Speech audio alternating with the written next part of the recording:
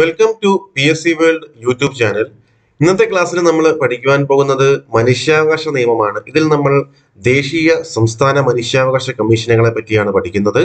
ഇതിന് തൊട്ട് മുന്നേ നമ്മൾ വിവരാവകാശ കമ്മീഷനുമായി ബന്ധപ്പെട്ട് ഒരു ക്ലാസ് എടുത്തിരുന്നു. ആ ക്ലാസ് കാണാത്തവർക്ക് വേണ്ടി ഈ ക്ലാസ്സിനോടൊപ്പം ഡിസ്ക്രിപ്ഷനിൽ ഞാനത് പിൻ ചെയ്തേക്കാം. അപ്പോൾ അതുകൂടെ ഇതിനോടൊപ്പം ചേർത്ത് പഠിച്ച് പ്രയോജനപ്പെടുത്തണമെന്ന് ഞാൻ ഓർമ്മപ്പെടുത്തുകയാണ്. അപ്പം നമുക്ക് നേരെ ക്ലാസ്സിലേക്ക് കടക്കാം. ആദ്യ ചോദ്യം: ലോകത്തിലെ ആദ്യ മനുഷ്യാവകാശ പ്രമാണമായി പരിഗണിക്കപ്പെടുന്നത് എന്താണ്? ലോകത്തിലെ ആദ്യ മനുഷ്യാവകാശ പ്രമാണമായി പരിഗണിക്കപ്പെടുന്നതാണ് മാഗ്ന കാർട്ട ഉടമ്പടി. എന്താണ് മാഗ്ന കാർട്ട ഉടമ്പടി? നമുക്കറിയാം, ഈ മാഗ്ന കാർട്ട ഉടമ്പടി എന്നത് ഇംഗ്ലണ്ടിലെ രാജാവായിരുന്നു. എവിടുത്തെ രാജാവ്? ഇംഗ്ലണ്ടിലെ രാജാവായിരുന്ന ജോൺ രണ്ടാമൻ 1215 ജൂൺ 15 ഒപ്പുവെച്ച ഒരു ഉടമ്പടിയാണ്. എന്നാണ് 1215 ജൂൺ 15 ഇംഗ്ലണ്ടിലെ രാജാവായിരുന്ന ജോൺ രണ്ടാമനാണ് മാഗ്ന കാർട്ട ഉടമ്പടിയിൽ ഒപ്പുവെച്ചത്. നമുക്ക് ആക്ച്വലി PSC പരീക്ഷയ്ക്ക് നമുക്ക് ഈ പറയുന്ന അമേരിക്കൻ സ്വാതന്ത്ര്യ സമരവുമായി ബന്ധപ്പെട്ട് അവിടെ മുതൽ മാത്രം പഠിച്ചാൽ മതി എന്നാണ് പറയുന്നത്, അല്ലെങ്കിൽ ഇംഗ്ലണ്ടിലെ മഹത്തായ വിപ്ലവം മുതൽ. പക്ഷെ ഇത് 1215 ഒപ്പുവെച്ചതായാലും ശരി, വളരെ ഇമ്പോർട്ടൻ്റ് ആണ്. എന്താണ്?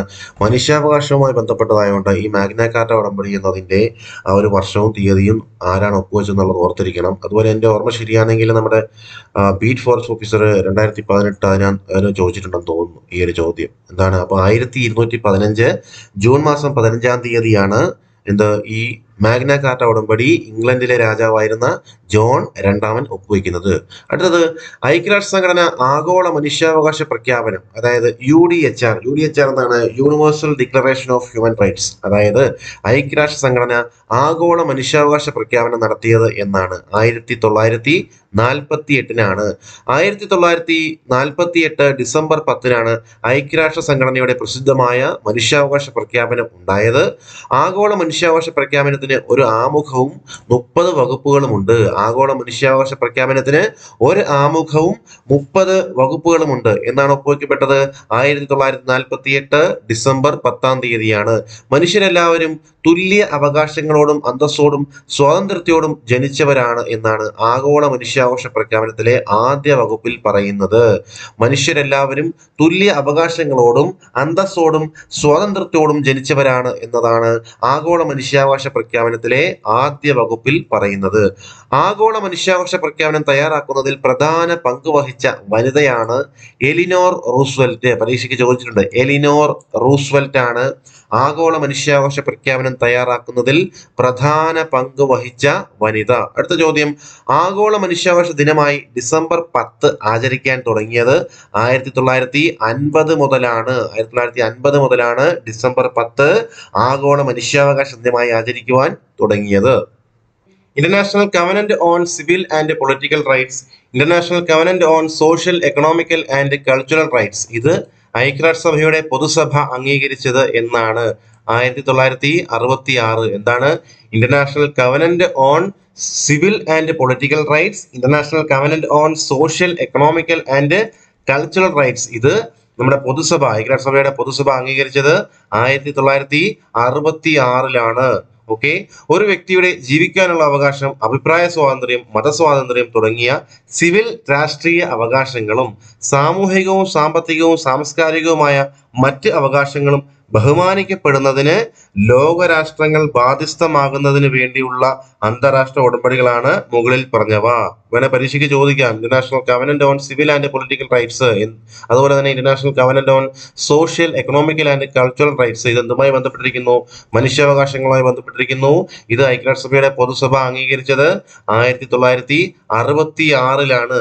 അടുത്ത ചോദ്യം, ഇന്ത്യ ഉൾപ്പെടെയുള്ള രാജ്യങ്ങളിൽ ദേശീയ തലത്തിൽ മനുഷ്യാവകാശ നിയമവും മനുഷ്യാവകാശ കമ്മീഷനും നിലവിൽ വരാൻ കാരണമായ UN സമ്മേളനം, ഇത് 1991 പാരീസ് സമ്മേളനമാണ്. ഡിഗ്രി ലെവൽ പരീക്ഷയ്ക്ക് മുൻപ് ചോദിച്ചിരുന്നു.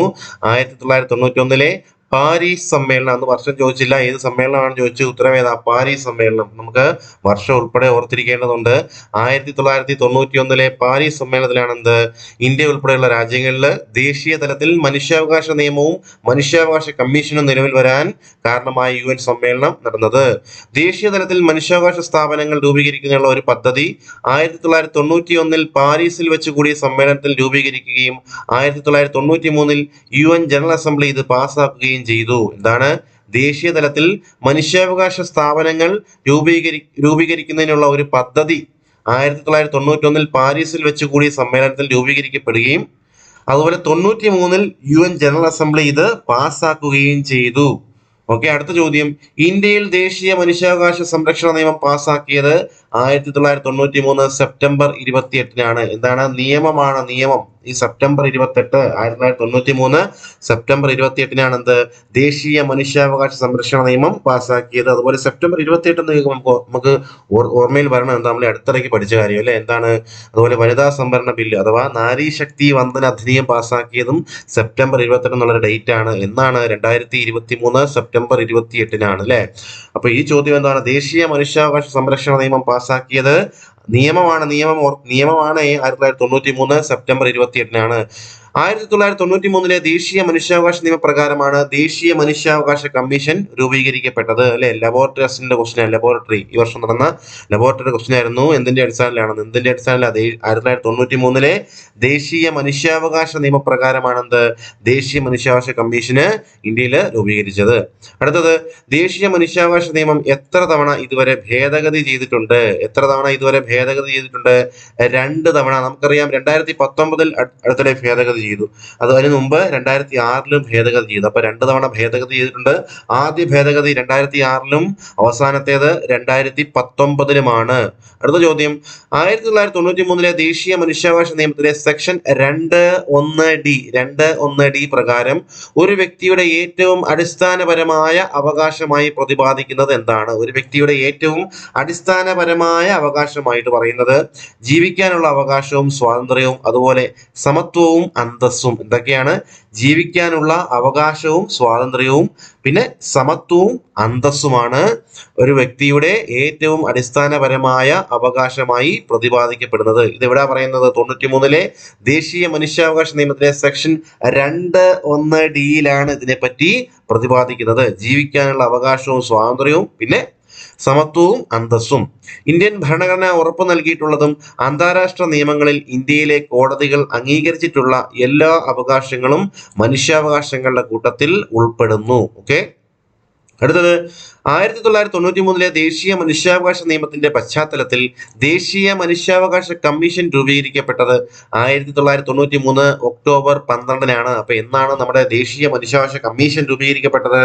1993 ഒക്ടോബർ 12 എന്നാണ് ദേശീയ മനുഷ്യാവകാശ നിയമം പാസ്സായ നിയമം വന്നത് 93 സെപ്റ്റംബർ 28-ന്. അതിന്റെ അടിസ്ഥാനത്തില് തൊട്ടടുത്ത മാസം 1993 ഒക്ടോബർ 12-ന് ദേശീയ മനുഷ്യാവകാശ കമ്മീഷൻ രൂപീകരിക്കുന്നു. അടുത്തത്, താഴെ തന്നിരിക്കുന്നവയിൽ മനുഷ്യാവകാശങ്ങളുടെ കാവൽ നായ സംരക്ഷകൻ എന്നറിയപ്പെടുന്നത്, മനുഷ്യാവകാശങ്ങളുടെ കാവൽ നായ സംരക്ഷകൻ എന്നൊക്കെ അറിയപ്പെടുന്നത് ദേശീയ മനുഷ്യാവകാശ കമ്മീഷനെയാണ്. ദേശീയ മനുഷ്യാവകാശ കമ്മീഷനെയാണ് ഇങ്ങനെ അറിയപ്പെടുന്നത്. എങ്ങനെയാണ്? കാവൽ നായ അതുപോലെ തന്നെ സംരക്ഷകൻ എന്നൊക്കെ അറിയപ്പെടുന്നത്. മനുഷ്യാവകാശങ്ങളുടെ കാവൽ നായ സംരക്ഷകൻ എന്നൊക്കെ അറിയപ്പെടുന്നത് ദേശീയ മനുഷ്യാവകാശ കമ്മീഷനെയാണ്.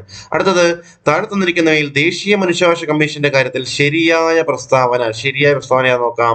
ഇതെന്താണ് ആക്ച്വലി ദേശീയ മനുഷ്യാവകാശ കമ്മീഷൻ എന്ന് പറഞ്ഞാൽ? ഇത് സ്വതന്ത്ര ചുമതലയുള്ള ഒരു സ്റ്റാറ്റ്യൂട്ടറി ബോഡിയാണ്. സ്വതന്ത്ര ചുമതലയുള്ള ഒരു സ്റ്റാറ്റ്യൂട്ടറി സ്ഥാപനമാണ്. നോക്കാം, ദേശീയ മനുഷ്യാവകാശ കമ്മീഷനെ കുറിച്ച് ഭരണഘടനയിൽ പ്രതിപാദിക്കുന്നില്ല. അതിനാൽ ഭരണഘടനാ ബാധ്യതയിന്മേൽ രൂപീകരിക്കപ്പെട്ട ഭരണഘടനാ സ്ഥാപനമല്ല ദേശീയ മനുഷ്യാവകാശ കമ്മീഷൻ. ഓക്കെ, അതുകൊണ്ടാണ് ഇതിനെ സ്റ്റാറ്റ്യൂട്ടറി ബോഡി എന്ന് പറയുന്നത്. കോൺസ്റ്റിറ്റ്യൂഷണൽ ബോഡി അല്ല, ഭരണഘടനാ സ്ഥാപനമല്ല അല്ലെ. എന്താണ്? ദേശീയ മനുഷ്യാവകാശ കമ്മീഷനെ കുറിച്ച് ഭരണഘടനയിൽ പ്രതിപാദിക്കുന്നില്ല. അതിനാൽ ഭരണഘടനാ ബാധ്യതയിന്മേൽ രൂപീകരിക്കപ്പെട്ട ഭരണഘടനാ സ്ഥാപനമല്ല ദേശീയ മനുഷ്യാവകാശ കമ്മീഷൻ. ഇനി പാർലമെന്റ് ഉണ്ടാക്കിയ മനുഷ്യാവകാശ നിയമത്തിന്റെ അടിസ്ഥാനത്തിലാണ് ഇത് രൂപീകരിക്കപ്പെട്ടത്. പാർലമെന്റ് ഉണ്ടാക്കിയ മനുഷ്യാവകാശ നിയമത്തിന്റെ അടിസ്ഥാനത്തിലാണ് ഇത് ദേശീയ മനുഷ്യാവകാശ കമ്മീഷനുകൾ രൂപീകരിക്കപ്പെട്ടത്. അതിനാൽ മനുഷ്യാവകാശ കമ്മീഷൻ സ്വതന്ത്ര ചുമതലയുള്ള സ്റ്റാറ്റ്യൂട്ടറി സ്ഥാപനമാണ്. അതുകൊണ്ട് സ്വതന്ത്ര ചുമതലയുള്ള സ്റ്റാറ്റ്യൂട്ടറി സ്ഥാപനമാണ് എന്ത്? ദേശീയ മനുഷ്യാവകാശ കമ്മീഷൻ. ഓക്കെ, അടുത്തത് താഴെ തന്നിരിക്കുന്നവയിൽ ദേശീയ മനുഷ്യാവകാശ കമ്മീഷന്റെ കാര്യത്തിൽ ശരിയായ പ്രസ്താവന ഏതെന്ന് നോക്കാം. നമ്മൾ മേളിൽ പറഞ്ഞല്ലേ, ഇതൊരു സ്റ്റാറ്റ്യൂട്ടറി ബോഡിയാണ്, ഒപ്പം തന്നെ എന്താണ്, ക്വാസി ജുഡീഷ്യൽ ബോഡിയാണ്. എന്താണ്? ദേശീയ മനുഷ്യാവകാശ കമ്മീഷൻ ഒരു സ്റ്റാറ്റ്യൂട്ടറി ബോഡിയാണ്, അതുപോലെ ക്വാസി ജുഡീഷ്യൽ ബോഡിയുമാണ്. ഓക്കെ, അടുത്തത് ദേശീയ മനുഷ്യാവകാശ കമ്മീഷന്റെ ആസ്ഥാനം എവിടെയാണ്? വളരെ ഇമ്പോർട്ടന്റ് ക്വസ്റ്റ്യൻ ആണ്. ആസ്ഥാനം എന്ന് പറയുന്നത് നിലവില് ഫരീദ് കോട്ട് ഹൗസ്, ന്യൂഡൽഹി. ഡൽഹിയിലെ ഫരീദ് കോട്ട് ഹൗസിലാണ് നിലവിലെ ദേശീയ മനുഷ്യാവകാശ കമ്മീഷന്റെ ആസ്ഥാനം. മുൻപ് എവിടെയായിരുന്നു? മുൻപത്തെ സർദാർ പട്ടേൽ ഭവനിൽ നിന്ന് മനുഷ്യാവകാശ കമ്മീഷന്റെ ഓഫീസ് ഡൽഹിയിൽ തന്നെയുള്ള ഫരീദ് കോട്ട് ഹൗസിലേക്ക് മാറ്റിയിട്ടുണ്ട്. അപ്പോൾ നേരത്തെ എവിടെയായിരുന്നു? സർദാർ പട്ടേൽ ഭവൻ ഡൽഹി എന്നായിരുന്നു നമ്മൾ പഠിച്ചിരുന്നത്. നിലവിൽ എവിടെയാണ് ആസ്ഥാനം? Faridkot house, New Delhi. എവിടെയാണ്? Faridkot house, New Delhi. അടുത്ത ചോദ്യം, ദേശീയ മനുഷ്യാവകാശ കമ്മീഷന്റെ ആപ്തവാക്യം എന്താണ്? ദേശീയ മനുഷ്യാവകാശ കമ്മീഷന്റെ ആപ്തവാക്യമാണ് സർവ ഭവന്തു സുഖിന. എന്താണ്? സർവ ഭവന്തു സുഖിന എന്നത് എന്തിന്റെ ആപ്തവാക്യമാണ്? ദേശീയ മനുഷ്യാവകാശ കമ്മീഷന്റെ ആപ്തവാക്യമാണ്. അടുത്ത ഇനി മുതൽ പറയുന്ന ചോദ്യങ്ങൾ വളരെയധികം ശ്രദ്ധിച്ചിരിക്കണം, വളരെ ഇമ്പോർട്ടന്റ് ആണ്. ഇവിടുന്നാണ് മാർക്കുകൾ ഒരുപാട് ലഭിക്കുന്നത്.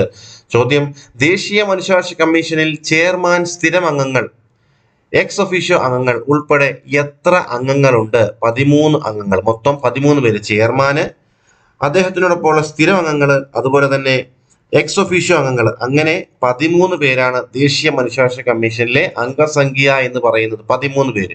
ഇതില് ദേശീയ മനുഷ്യാവകാശ കമ്മീഷനിൽ ചെയർമാൻ ഉൾപ്പെടെ ആകെ സ്ഥിര അംഗങ്ങൾ 6 പേരാണ്.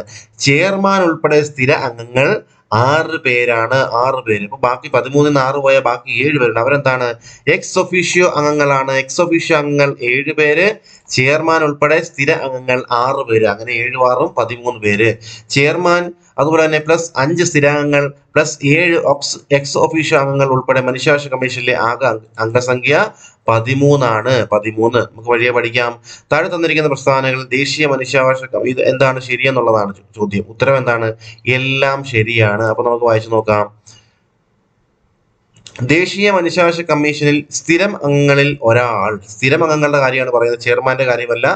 സ്ഥിരം അംഗങ്ങളിൽ ഒരാൾ സുപ്രീം കോടതി ജഡ്ജിയോ റിട്ടയർഡ് ജഡ്ജിയോ ആയിരിക്കണം. നമ്മൾ പറഞ്ഞു സ്ഥിരം അംഗങ്ങൾ, ചെയർമാൻ ഉൾപ്പെടെ സ്ഥിരം അംഗങ്ങൾ എത്ര പേരാ? 6 പേര്. ചെയർമാനെ നമ്മൾ മാറ്റി നിർത്തി. ബാക്കി 5 സ്ഥിര അംഗങ്ങളെ പറ്റിയാണ് നമ്മൾ പറയുന്നത്. അപ്പൊ 5 പേര് ഇവിടെ പറയേണ്ടതുണ്ട്. ഒരാൾ ആരായിരിക്കണം? റിട്ടയർഡ് എന്താണ്? സുപ്രീം കോടതി ജഡ്ജിയോ അല്ലെങ്കിൽ എന്താണ്? സുപ്രീം കോടതി ജഡ്ജിയോ ആയിരിക്കണം. ഒരാള് സുപ്രീം കോടതി ജഡ്ജിയോ അല്ലെങ്കിൽ റിട്ടയർഡ് ആയ സുപ്രീം കോടതി ജഡ്ജിയോ ആയിരിക്കണം. മറ്റൊരാൾ ആരായിരിക്കണം? ദേശീയ മനുഷ്യാവകാശ കമ്മീഷനിൽ സ്ഥിരം അംഗങ്ങളിൽ ഒരാൾ ഹൈക്കോടതി ചീഫ് ജസ്റ്റിസോ അല്ലെങ്കിൽ റിട്ടയർഡ് ചീഫ് ജസ്റ്റിസോ ആയിരിക്കണം. വളരെ ഇമ്പോർട്ടന്റ് ആണ്. പരീക്ഷയ്ക്ക് ചോദിച്ചിരുന്നു. പരീക്ഷയ്ക്ക് വന്ന എങ്ങനെയാണ്? ഹൈക്കോടതി ചീഫ് ജഡ്ജോ റിട്ടയർഡ് ചീഫ് ജഡ്ജോ എന്നാണ്. അപ്പൊ ചീഫ് ജഡ്ജ് എന്ന് പറഞ്ഞാലും എന്താണ്? ചീഫ് ജഡ്ജ് എന്ന് പറഞ്ഞാലും ചീഫ് ജസ്റ്റിസ് ആണെന്ന് ഓർത്തിരിക്കുക. ചിലർ കൺഫ്യൂഷൻ ഉണ്ടായിരുന്നില്ലേ ആ പരീക്ഷ സമയത്ത്? ദേശീയ മനുഷ്യാവകാശ കമ്മീഷനിലെ സ്ഥിരം അംഗങ്ങളിൽ ഒരാള് ഹൈക്കോടതി ചീഫ് ജസ്റ്റിസോ അല്ലെങ്കിൽ റിട്ടയർഡ് ചീഫ് ജസ്റ്റിസോ ആയിരിക്കണം. റിട്ടയർഡ് ചീഫ് ജസ്റ്റിസോ ആയിരിക്കണം. ഒരാൾ ആരായിരിക്കണം? സുപ്രീം കോടതി ജഡ്ജിയോ അല്ലെങ്കിൽ റിട്ടയർഡ് ജഡ്ജിയോ ആയിരിക്കണം. രണ്ടാമത്തെ ആൾ ആരായിരിക്കണം?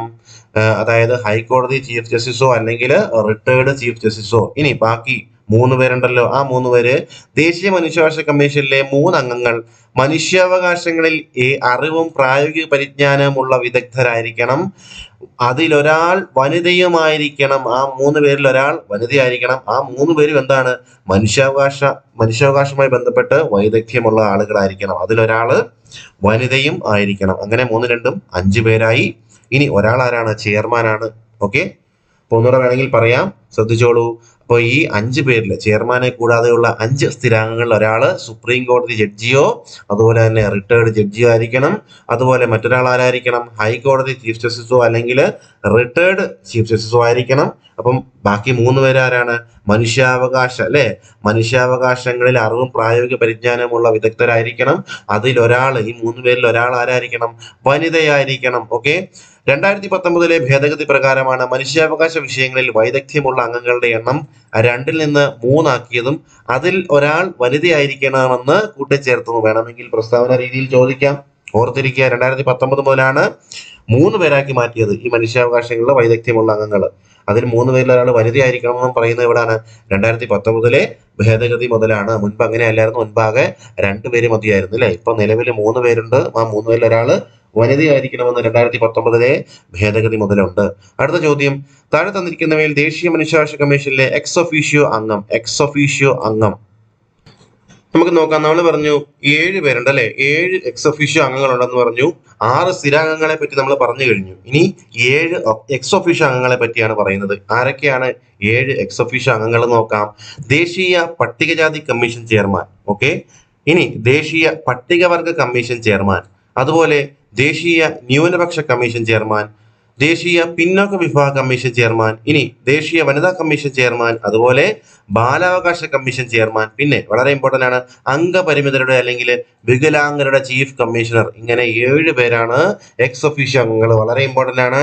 താഴെ തന്നിരിക്കുന്നവയിൽ ദേശീയ മനുഷ്യാവകാശ കമ്മീഷനിലെ എക്സ് ഒഫീഷ്യോ അംഗങ്ങളിൽ പെടാത്തവര് എന്ന് ചോദിക്കാം. അപ്പൊ ആരൊക്കെയാണ്? ഓർത്തിരിക്കുക, ദേശീയ പട്ടികവർഗ കമ്മീഷൻ ചെയർമാൻ, ദേശീയ പട്ടികജാതി കമ്മീഷൻ ചെയർമാൻ, ന്യൂനപക്ഷ കമ്മീഷൻ ചെയർമാൻ, പിന്നോക്ക വിഭാഗ കമ്മീഷൻ ചെയർമാൻ. ഞാൻ ഓർഡറിൽ കൊടുത്ത് പഠിക്കാൻ എളുപ്പത്തിന് വേണ്ടിയാണ് അല്ലെ. ന്യൂനപക്ഷം, പിന്നോക്കം, പട്ടികജാതി, പട്ടികവർഗം അങ്ങനെ കൊടുത്തും പെട്ടെന്ന് നമുക്ക് പഠിക്കാനൊരു എളുപ്പം ഉണ്ടാവും അല്ലെ. ഒന്നുകൂടെ പറയാം, പട്ടികജാതി കമ്മീഷൻ ചെയർമാൻ, പട്ടികവർഗ കമ്മീഷൻ ചെയർമാൻ, ന്യൂനപക്ഷ കമ്മീഷൻ ചെയർമാൻ, പിന്നോക്ക വിഭാഗ കമ്മീഷൻ ചെയർമാൻ, പിന്നെ വനിതാ കമ്മീഷൻ ചെയർമാൻ, ബാലാവകാശ കമ്മീഷൻ ചെയർമാൻ, അതുപോലെ വികലാംഗരുടെ ചീഫ് കമ്മീഷണർ. ഇങ്ങനെ 7 പേരാണ് ദേശീയ മനുഷ്യാവകാശ കമ്മീഷനിലെ എക്സ് ഒഫീഷ്യോ അംഗങ്ങൾ. വീഡിയോ ഒന്ന് പോസ് ചെയ്തിട്ട് ഈ 7 പേരും ആരൊക്കെയാണെന്ന് നിങ്ങളൊന്ന് പറഞ്ഞു നോക്കുക. എന്നിട്ട് അടുത്ത ചോദ്യം നോക്കാവൂ. ഓക്കെ, ഇത് നമ്മൾ ഡീറ്റെയിൽ ആയിട്ട് പറഞ്ഞു കഴിഞ്ഞു ആരൊക്കെയാണെന്നുള്ളത്. ദേശീയ പട്ടികജാതി കമ്മീഷൻ, പട്ടികവർഗ കമ്മീഷൻ, അതുപോലെ തന്നെ കാര്യങ്ങളെല്ലാം നമ്മൾ പറഞ്ഞു കഴിഞ്ഞതാണ് അല്ലെ. ന്യൂനപക്ഷം, പിന്നോക്കം, അതുപോലെ വനിതാ കമ്മീഷൻ, ബാലാവകാശ കമ്മീഷൻ, അതുപോലെ വികലാംഗരുടെ അല്ലെങ്കിൽ അംഗപരിമിതരുടെ ചീഫ് കമ്മീഷണർ. ഓക്കെ, നമുക്ക് അടുത്ത ചോദ്യത്തിലേക്ക് പോവാം. അടുത്ത ചോദ്യം, താഴെ തന്നിരിക്കുന്നവയിൽ ദേശീയ മനുഷ്യാവകാശ കമ്മീഷൻ ചെയർമാൻ ആകുന്നതിനുള്ള യോഗ്യത. ഇതാണ് വളരെ ഇമ്പോർട്ടന്റ്. ചെയർമാൻ ആകുന്നതിനുള്ള യോഗ്യത.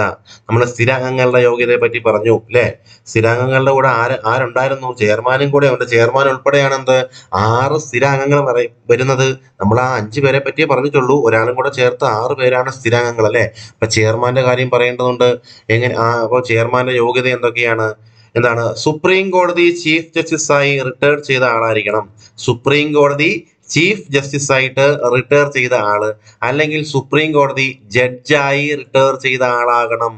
അപ്പൊ ഒന്നുമില്ല, സുപ്രീം കോടതി ചീഫ് ജസ്റ്റിസ് ആയിട്ടോ അല്ലെങ്കിൽ സുപ്രീം കോടതി ജഡ്ജായോ, ചീഫ് ജസ്റ്റിസോ ജഡ്ജായോ സുപ്രീം കോടതിയിൽ നിന്ന് റിട്ടയർ ചെയ്ത ആളായിരിക്കണം ചെയർമാൻ. ഓക്കെ, ഒന്നുകൂടെ പറയാം, സുപ്രീം കോടതി ചീഫ് ജസ്റ്റിസോ അല്ലെങ്കിൽ സുപ്രീം കോടതി ജഡ്ജായോ റിട്ടയർ ചെയ്ത ആൾക്ക് ആരാകാനുള്ള അവകാശമുണ്ട്? നിലവില് ദേശീയ മനുഷ്യാവകാശ കമ്മീഷൻ ചെയർമാൻ ആകാനുള്ള അവകാശമുണ്ട്. മുൻപ് ഈ പറയുന്ന സുപ്രീം കോടതി സുപ്രീം കോടതി ചീഫ് ജസ്റ്റിസിന് മാത്രമേ അവകാശമുള്ളായിരുന്നു. എന്നാൽ 2019 മനുഷ്യാവകാശ നിയമത്തിലെ ഭേദഗതിക്ക് മുൻപ് മനുഷ്യാവകാശ കമ്മീഷൻ ചെയർമാൻ ആകുന്നതിനുള്ള യോഗ്യത റിട്ടയർഡ് ചീഫ് ജസ്റ്റിസ് എന്നായിരുന്നു. എന്നാൽ പുതിയ ഭേദഗതി പ്രകാരം റിട്ടയർഡ് സുപ്രീം കോടതി ചീഫ് ജസ്റ്റിസും റിട്ടയർഡ് സുപ്രീം കോടതി ജഡ്ജിയും മനുഷ്യാവകാശ കമ്മീഷൻ ചെയർമാൻ ആകുന്നതിന് യോഗ്യരാണ്. ഓക്കെ, അടുത്തത്, ദേശീയ മനുഷ്യാവകാശ കമ്മീഷന്റെ എക്സിക്യൂട്ടീവ് ഓഫീസർ ആരായിരിക്കും? എക്സിക്യൂട്ടീവ് ഓഫീസർ, അതായത് ദേശീയ മനുഷ്യാവകാശ കമ്മീഷന്റെ ചീഫ് എക്സിക്യൂട്ടീവ് ഓഫീസറെ നമ്മൾ സെക്രട്ടറി ജനറൽ എന്നാണ് പറയുന്നത്. ചെറിയ പരീക്ഷയ്ക്ക് ചോദിച്ചിട്ടുണ്ട് അല്ലെ. LGS ലെവൽ പരീക്ഷിക്കാനേ ചോദിച്ചിട്ടുണ്ട്. അതായത് ദേശീയ മനുഷ്യാവകാശ കമ്മീഷന്റെ ചീഫ് എക്സിക്യൂട്ടീവ് ഓഫീസറെ അറിയപ്പെടുന്നത് സെക്രട്ടറി ജനറൽ എന്നാണ്. അടുത്ത ചോദ്യം, അതുപോലെ തന്നെ ദേശീയ മനുഷ്യാവകാശ കമ്മീഷന്റെ പ്രധാന കാര്യനിർവഹണ ഉദ്യോഗസ്ഥനും ആരാണ്? ഈ സെക്രട്ടറി ജനറൽ തന്നെയാണ്. അത് ആ പോയിന്റ് ഓർത്തിരിക്കുക. ദേശീയ മനുഷ്യാവകാശ കമ്മീഷന്റെ പ്രധാന കാര്യനിർവഹണ ഉദ്യോഗസ്ഥൻ എന്ന് ചോദിച്ചാലും ആരാണ്? സെക്രട്ടറി ജനറൽ ആണ്. അതുപോലെ തന്നെ ചീഫ് എക്സിക്യൂട്ടീവ് ഓഫീസർ എന്ന് ചോദിച്ചാലും ആരാണ്? സെക്രട്ടറി ജനറൽ ആണ്. ഇനി അടുത്ത ചോദ്യം, താഴെ തന്നിരിക്കുന്നവയിൽ ദേശീയ മനുഷ്യാവകാശ കമ്മീഷൻ സെക്രട്ടറി ജനറൽ അഥവാ ചീഫ് എക്സിക്യൂട്ടീവ് ഓഫീസറിന്റെ അധികാരത്തെ സംബന്ധിച്ച് എന്താണ് ശരിയെന്നുള്ളത്? ജുഡീഷ്യൽ അധികാരം ഒഴിച്ചുള്ള എല്ലാ അധികാരങ്ങളും ഉണ്ടായിരിക്കും. എന്താണ്? ജുഡീഷ്യൽ അധികാരം ഒഴിച്ചുള്ള എല്ലാ അധികാരങ്ങളും ആർക്കുണ്ടായിരിക്കും? ദേശീയ മനുഷ്യാവകാശ കമ്മീഷന്റെ സെക്രട്ടറി ജനറൽ അല്ലെങ്കിൽ ചീഫ് എക്സിക്യൂട്ടീവ് ഓഫീസർക്ക് ഉണ്ടായിരിക്കും. എന്ത് അധികാരമാണുള്ളത്? ജുഡീഷ്യൽ അധികാരം ഒഴിച്ചുള്ള എല്ലാ അധികാരങ്ങളും ഉണ്ടായിരിക്കും എന്നുള്ളത് ഓർത്തിരിക്കുക. ആർക്കാണ്? സെക്രട്ടറി ജനറൽ അഥവാ ചീഫ് എക്സിക്യൂട്ടീവ് ഓഫീസർക്ക്. അടുത്തത് മനുഷ്യാവകാശ കമ്മീഷന്റെ അന്വേഷണ വിഭാഗത്തിന്റെ തലവനായിട്ടുള്ള ആൾക്ക് വേണ്ട യോഗ്യത. അതായത് ദേശീയ മനുഷ്യാവകാശ കമ്മീഷന്റെ അന്വേഷണ വിഭാഗത്തിന്റെ തലവന് വേണ്ട യോഗ്യത എന്താണ്? ഡയറക്ടർ ജനറൽ ഓഫ് പോലീസ് റാങ്കിൽ കുറയരുത്. DGP director general of police റാങ്കിൽ കുറയാൻ പാടില്ല. ആർക്കാണ്? അന്വേഷണ വിഭാഗത്തിന്റെ തലവന്. ഏതിലാണ്?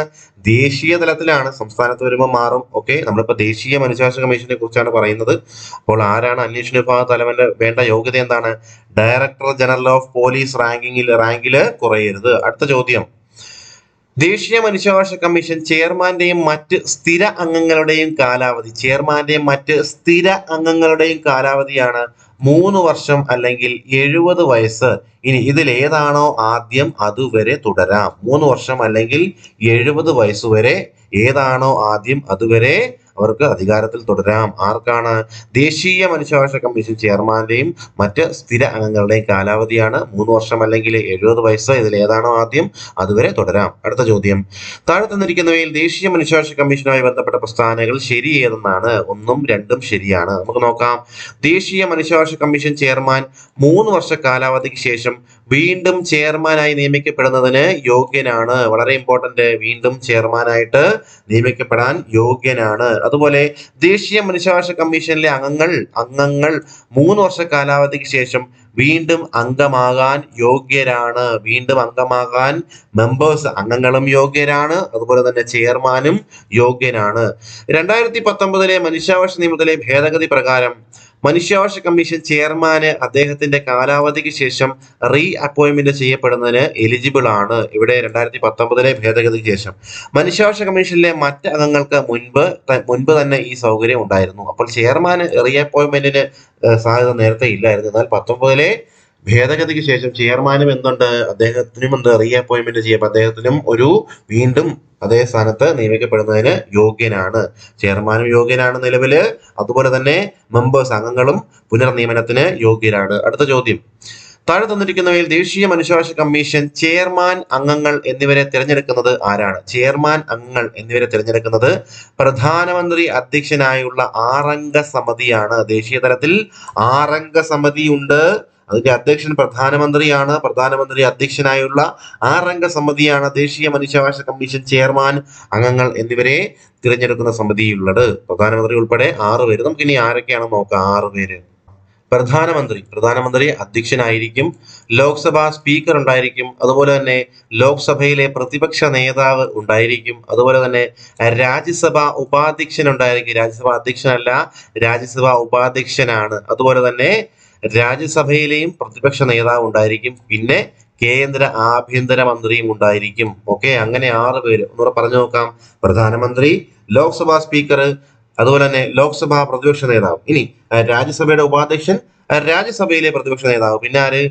കേന്ദ്ര ആഭ്യന്തര മന്ത്രിയും ഉണ്ടായിരിക്കും. ഇങ്ങനെ 6 പേരാണ് ഈ സമിതിയിലുള്ളത്. ഓക്കെ, നമുക്ക് ചോദ്യം നോക്കാം.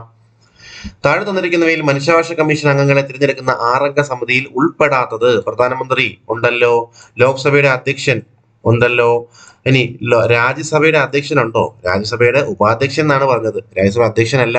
ഇനി രാജ്യസഭാ ഉപാധ്യക്ഷൻ ഉണ്ട്. ഓക്കെ, അപ്പൊ ഇവിടെ പെടാത്തത് രാജ്യസഭയുടെ അധ്യക്ഷനാണ്. നോക്കാം. രാജ്യസഭയുടെ അധ്യക്ഷൻ അല്ലെങ്കിൽ ഉപരാഷ്ട്രപതി ഈ 6-അംഗ സമിതിയിൽ ഉൾപ്പെടുന്നില്ല. രാജ്യസഭ അധ്യക്ഷന് ഉപരാഷ്ട്രപതിയാണ്, അദ്ദേഹത്തിന് ഈ ഒരു ഇതിൽ പെടുന്നില്ല. പകരം ആരാണ്? രാജ്യസഭയുടെ ഉപാധ്യക്ഷനാണ് വരുന്നത് അല്ലെ. രാജ്യസഭ ഉപാധ്യക്ഷൻ വരുന്നുണ്ട്, രാജ്യസഭയിലെ പ്രതിപക്ഷ നേതാവും വരുന്നുണ്ട്. ഓക്കെ, അങ്ങനെ ഈ 6 പേര് ഓർത്തിരിക്കുക. പരീക്ഷയ്ക്ക് പലതവണ ചോദിച്ചിട്ടുള്ളതാണ്. അടുത്ത ചോദ്യം, താഴെ തന്നിരിക്കുന്നവയിൽ മനുഷ്യാവകാശ കമ്മീഷൻ ചെയർമാനെയും അംഗങ്ങളെയും നിയമിക്കുന്നത് ആരാണ്? രാഷ്ട്രപതിയാണ്. അതുപോലെ ഓർത്തിരിക്കുക, നിയമിക്കുന്നത്, നീക്കം ചെയ്യുന്നത്, അതുപോലെ തന്നെ അംഗങ്ങൾ രാജി സമർപ്പിക്കുന്നതൊക്കെ ആർക്കാണ്? രാഷ്ട്രപതിക്കാണ് ദേശീയ തലത്തിൽ. ഓക്കെ, അടുത്ത ചോദ്യം, മനുഷ്യാവകാശ കമ്മീഷൻ വാർഷിക റിപ്പോർട്ട് സമർപ്പിക്കുന്നത് കേന്ദ്ര സർക്കാരിനാണ്. ദേശീയ മനുഷ്യാവകാശ കമ്മീഷൻ വാർഷിക റിപ്പോർട്ട് സമർപ്പിക്കുന്നത്. കേന്ദ്ര സർക്കാരിന് ലഭിക്കുന്ന വാർഷിക റിപ്പോർട്ട് സർക്കാർ ലോക്സഭയ്ക്കും അതുപോലെ തന്നെ രാജ്യസഭയ്ക്കും കൈമാറുന്നു. ഓക്കെ, ദേശീയ മനുഷ്യാവകാശ കമ്മീഷൻ അംഗങ്ങളെ നീക്കം ചെയ്യുന്നത് രാഷ്ട്രപതിയാണ്. അതുപോലെ തന്നെ ദേശീയ മനുഷ്യാവകാശ കമ്മീഷൻ അംഗങ്ങൾ രാജിക്കത്ത് നൽകേണ്ടതും രാഷ്ട്രപതിക്കാണ്. അപ്പം നിയമിക്കുന്നത് രാഷ്ട്രപതി, നീക്കം ചെയ്യുന്നത് രാഷ്ട്രപതി, അതുപോലെ തന്നെ അംഗങ്ങൾ രാജിക്കത്ത് നൽകേണ്ടതും ആർക്കാണ്? രാഷ്ട്രപതിക്കാണ്. അടുത്തത്, ദേശീയ മനുഷ്യാവകാശ കമ്മീഷൻ ചെയർമാൻ അംഗങ്ങൾ എന്നിവരെ നീക്കം ചെയ്യുന്നതുമായി ബന്ധപ്പെട്ട പ്രസ്താവന ഇവരെ നീക്കം ചെയ്യുന്നതുമായി ബന്ധപ്പെട്ട പ്രസ്താവനകൾ ശരി ഏതെന്നാണ് ചോദ്യം. നമുക്ക് നോക്കാം.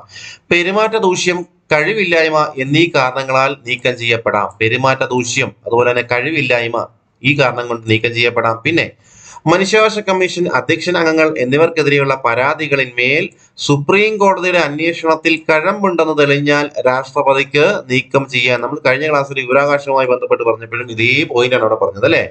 പ്രസിഡന്റ് നീക്കം ചെയ്യുന്ന കാര്യങ്ങൾ, വിവരാവകാശ അതുപോലെ കമ്മീഷനിലെ അംഗങ്ങളെ നീക്കം ചെയ്യുന്ന കാര്യം. അപ്പം അതുപോലെ തന്നെ ഇതുള്ളൂ, എല്ലാം തമ്മിൽ കണക്റ്റഡ് ആണ്. അതുകൊണ്ടാണ് ഇങ്ങനെ ഓർഡറിൽ നമ്മൾ ക്ലാസ് എടുക്കുന്നത്. ഓക്കെ, അപ്പൊ ഇവിടെ എന്തൊക്കെ കാരണങ്ങളാൽ ഇവരെ നീക്കം ചെയ്യാം? പെരുമാറ്റ ദൂഷ്യം, കഴിവില്ലായ്മ എന്നീ കാരണങ്ങളാൽ നീക്കം ചെയ്യപ്പെടാം. അതുപോലെ തന്നെ മനുഷ്യാവകാശ കമ്മീഷൻ അധ്യക്ഷൻ അംഗങ്ങൾ എന്നിവർക്കെതിരെയുള്ള പരാതികളിന്മേൽ സുപ്രീം കോടതിയുടെ അന്വേഷണത്തിൽ കഴമ്പുണ്ടെന്ന് തെളിഞ്ഞാൽ രാഷ്ട്രപതിക്ക് നീക്കം ചെയ്യാം. സുപ്രീം കോടതിയുടെ കമ്മീഷനെ വെച്ച് അന്വേഷിക്കും.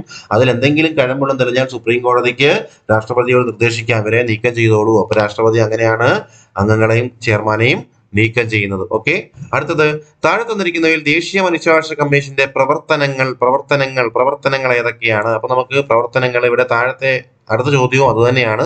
അങ്ങനെ 6 പോയിന്റ് പ്രവർത്തനത്തെ പറ്റി മാത്രമാണ് പറയുന്നത്. അപ്പൊ നമുക്ക് നോക്കാം. ദേശീയ മനുഷ്യാവകാശ കമ്മീഷന്റെ പ്രവർത്തനങ്ങൾ എന്തൊക്കെയാണെന്ന്. വളരെ വളരെ ഇമ്പോർട്ടന്റ് ക്വസ്റ്റ്യൻ ആണ്. ദേശീയ മനുഷ്യാവകാശ കമ്മീഷന്റെ പ്രവർത്തനങ്ങളെ പറ്റി പറയുന്നു. മനുഷ്യാവകാശ മേഖലയിലെ ഗവേഷണങ്ങളിൽ പ്രോത്സാഹനം നൽകുന്നു. മനുഷ്യാവകാശ മേഖലയിലെ ഗവേഷണങ്ങളിൽ പ്രോത്സാഹനം നൽകുന്നു. സമൂഹത്തിൽ മനുഷ്യാവകാശ ബോധവൽക്കരണം നടത്തുന്നു.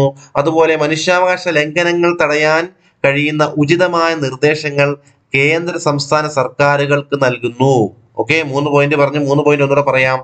മനുഷ്യാവകാശ മേഖലയിലെ ഗവേഷണങ്ങളിൽ പ്രോത്സാഹനം നൽകുന്നു. സമൂഹത്തിൽ മനുഷ്യാവകാശ ബോധവൽക്കരണം നടത്തുന്നു. അതുപോലെ തന്നെ മനുഷ്യാവകാശ ലംഘനങ്ങൾ തടയാൻ കഴിയുന്ന ഉചിതമായ നിർദ്ദേശങ്ങൾ കേന്ദ്ര സംസ്ഥാന സർക്കാരുകൾക്ക് നൽകുന്നു. അടുത്ത പോയിന്റ്, മനുഷ്യാവകാശ ലംഘനവുമായി ബന്ധപ്പെട്ട കാര്യങ്ങൾ സ്വമേധയാ അല്ലെങ്കിൽ പരാതിയുടെ അടിസ്ഥാനത്തിൽ പരിശോധിക്കാൻ അധികാരമുണ്ട്. എന്താണ്? മനുഷ്യാവകാശ ലംഘനവുമായി ബന്ധപ്പെട്ട കാര്യങ്ങൾ സ്വമേധയാ അല്ലെങ്കിൽ പരാതിയുടെ അടിസ്ഥാനത്തിൽ പരിശോധിക്കാൻ അധികാരമുണ്ട്.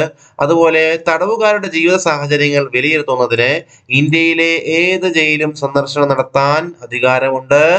അടുത്ത പോയിന്റ്, മനുഷ്യാവകാശങ്ങൾ പ്രതിപാദിക്കുന്ന ഭരണഘടനാ വ്യവസ്ഥകൾ അവലോകനം ചെയ്ത് കൂടുതൽ ശുപാർശ നൽകാനും അവകാശമുണ്ട്. ഇതൊക്കെ ആരുടെ പ്രവർത്തനമാണ്? ദേശീയ മനുഷ്യാവകാശ കമ്മീഷന്റെ പ്രവർത്തനങ്ങളാണ്. നമ്മൾ എത്ര പോയിന്റ് പറഞ്ഞു? 6 പോയിന്റ് പറഞ്ഞു അല്ലേ. ഒന്നുകൂടെ പറയാം. മനുഷ്യാവകാശ മേഖലയിലെ ഗവേഷണങ്ങളിൽ പ്രോത്സാഹനം നൽകുന്നു. സമൂഹത്തിൽ മനുഷ്യാവകാശ ബോധവൽക്കരണം നടത്തുന്നു. മനുഷ്യാവകാശ ലംഘനങ്ങൾ തടയാൻ കഴിയുന്ന ഉചിതമായ നിർദ്ദേശങ്ങൾ കേന്ദ്ര സംസ്ഥാന സർക്കാരുകൾക്ക് നൽകുന്നു. അതുപോലെ മനുഷ്യാവകാശ ലംഘനങ്ങളുമായി ബന്ധപ്പെട്ട കാര്യങ്ങൾ സ്വമേധയാ അല്ലെങ്കിൽ പരാതിയുടെ അടിസ്ഥാനത്തിൽ പരിശോധിക്കാൻ അധികാരമുണ്ട്. തടവുകാരുടെ ജീവിത സാഹചര്യങ്ങൾ വിലയിരുത്തുന്നതിന് ഇന്ത്യയിലെ ഏത് ജയിലും സന്ദർശിക്കാൻ അവകാശമുണ്ട്.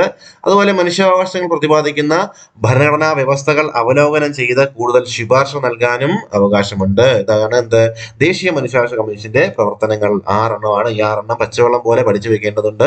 പരീക്ഷയ്ക്ക് മാറി മാറി ചോദിക്കാം. ഓക്കെ, അടുത്തത് ദേശീയ മനുഷ്യാവകാശ കമ്മീഷന്റെ കാര്യത്തിൽ താഴെ തന്നിട്ടുള്ള പ്രസ്താവനകളിൽ ശരിയേത് എന്നാണ്. ശരിയേത് നമുക്ക് നോക്കാം.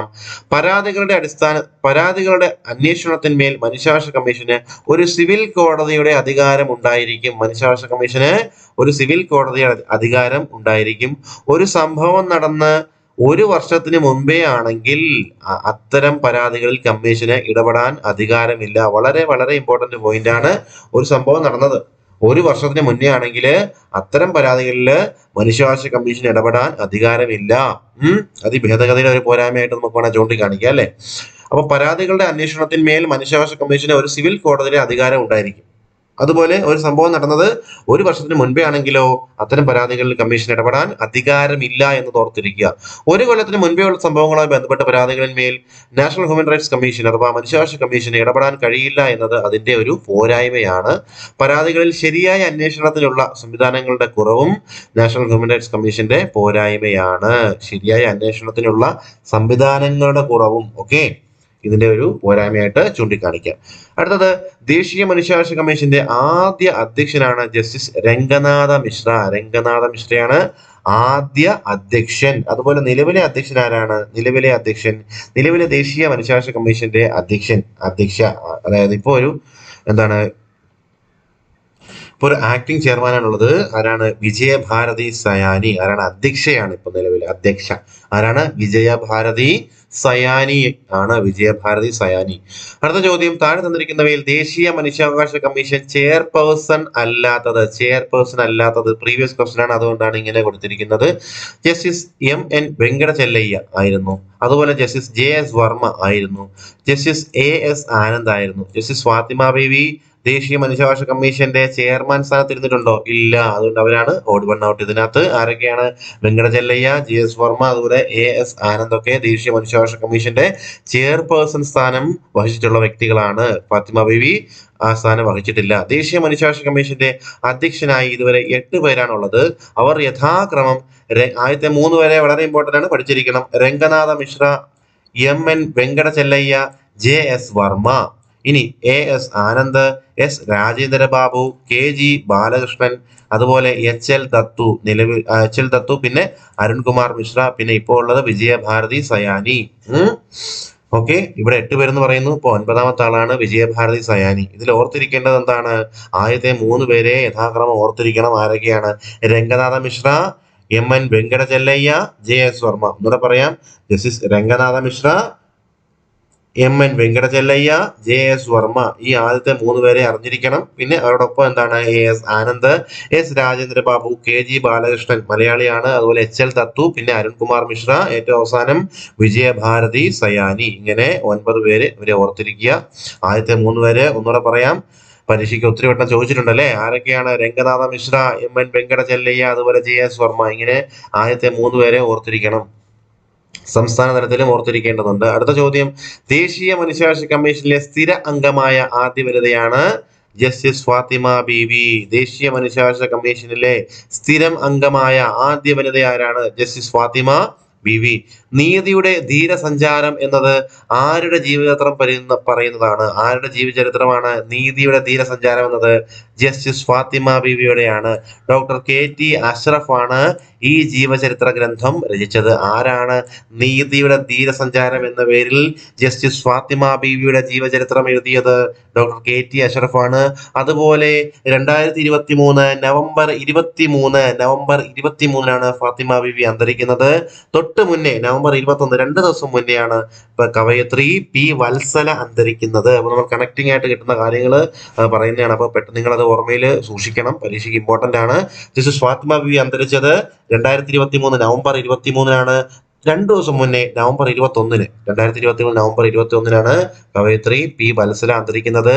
ജസ്റ്റിസ് ഫാത്തിമ ബീവിയുടെ ജീവചരിത്രമാണത് നീതിയുടെ ധീരസഞ്ചാരം. ഇത് എഴുതിയത് ആരാണ്? ഡോക്ടർ KT അഷ്റഫ് ആണ്. അടുത്ത ചോദ്യം, ദേശീയ മനുഷ്യാവകാശ കമ്മീഷൻ അധ്യക്ഷനായ ആദ്യ മലയാളിയാണ് ജസ്റ്റിസ് KG ബാലകൃഷ്ണൻ. ദേശീയ മനുഷ്യാവകാശ കമ്മീഷൻ അധ്യക്ഷനായ ആദ്യ മലയാളിയാണ് ജസ്റ്റിസ് KG ബാലകൃഷ്ണൻ. അടുത്ത ചോദ്യം, ഏറ്റവും കൂടുതൽ കാലം മനുഷ്യാവകാശ കമ്മീഷന്റെ അധ്യക്ഷനായിരുന്നതും ജസ്റ്റിസ് KG ബാലകൃഷ്ണനാണ് അല്ലെ. മലയാളിയായിട്ടുള്ള ജസ്റ്റിസ് KG ബാലകൃഷ്ണനാണ് ഏറ്റവും കൂടുതൽ കാലം മനുഷ്യാവകാശ കമ്മീഷന്റെ അധ്യക്ഷനായിരുന്നതും. ആരാ? KG ബാലകൃഷ്ണൻ. സുപ്രീം കോടതി ചീഫ് ജസ്റ്റിസായ ആദ്യ ദളിത് വ്യക്തിയും KG ബാലകൃഷ്ണനാണ്. സുപ്രീം കോടതി ചീഫ് ജസ്റ്റിസായ ആദ്യ ദളിത് വ്യക്തിയും ആരാണ്? KG ബാലകൃഷ്ണനാണ്. അതുപോലെ തന്നെ മനുഷ്യാവകാശ കമ്മീഷന്റെ കൂടുതൽ കാലം അധ്യക്ഷനായിരുന്നതും ജസ്റ്റിസ് KG ബാലകൃഷ്ണനാണ്. അടുത്തത്, ദേശീയ മനുഷ്യാവകാശ കമ്മീഷന്റെ ആക്ടിംഗ് അധ്യക്ഷനായിരുന്ന മലയാളിയാണ് ജസ്റ്റിസ് സിറിയക് ജോസഫ്.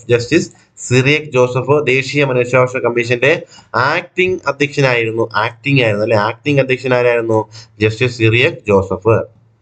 അടുത്തത്, ഇന്ത്യയിൽ പ്രവർത്തിക്കുന്ന ഒരു മനുഷ്യാവകാശ സംഘടനയാണ് people's union for civil liberties അഥവാ PUCL. ഇത് സ്ഥാപിച്ചത് ജയപ്രകാശ് നാരായണനാണ്. എന്ത് people's union for civil liberties സ്ഥാപിച്ചത് അഥവാ PUCL ഇന്ത്യയിൽ പ്രവർത്തിക്കുന്ന ഒരു മനുഷ്യാവകാശ സംഘടനയാണ്. വളരെ ഇമ്പോർട്ടന്റ് ആണ് ഇനി അങ്ങോട്ട് പറയുന്നത്. 1976 ജയപ്രകാശ് നാരായണൻ ഇന്ത്യയിലെ ദേശീയ അടിയന്തരാവസ്ഥ കാലത്തെ പ്രധാനമന്ത്രി ഇന്ദിരാഗാന്ധിയുടെ പൗരാവകാശ ലംഘനത്തിനെതിരെ PUCL അഥവാ people's union for civil liberties സ്ഥാപിക്കുന്നത്.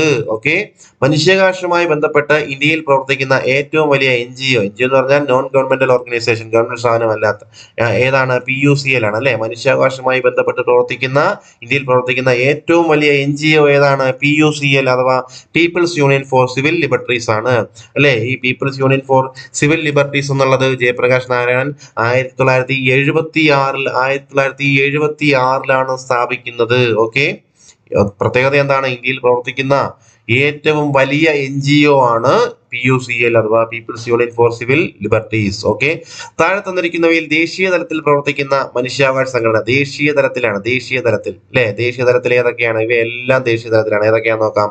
People's council for social Justice, അതുപോലെ People's union for democratic Rights, പിന്നെ വേൾഡ് വിഷൻ ഇന്ത്യ. ഇങ്ങനെ 3 എണ്ണമാണ് ദേശീയ തലത്തിൽ പ്രവർത്തിക്കുന്നത്. ഒന്നുകൂടെ നോക്കാം. People's council for social Justice, അതുപോലെ People's union for democratic Rights, World Vision India. ഇങ്ങനെ 3 എണ്ണം. ഇനി അതിന്റെയൊക്കെ ആസ്ഥാനം എവിടെ നോക്കാം.